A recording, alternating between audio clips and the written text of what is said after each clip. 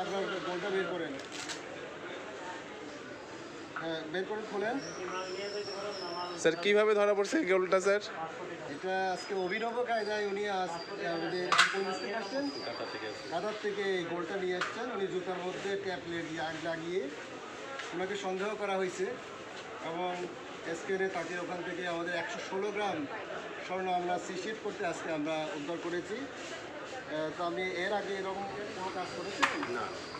এরকম কাজ করেছেন কেন? এই 40,000 টাকার জন্য আপনি এটা হ্যাঁ নিশ্চয় আগে করেছেন। তো যাই হোক, এখন এটা আমরা আটক করব, হ্যাঁ, এবং আপনাকে আমরা পাসপোর্ট জব্দ করা হবে। এই ধরনের কাজ যেন আর পরবর্তীতে না হয় সেই জন্য এই ব্যাপারে আমরা অবহিত করবো।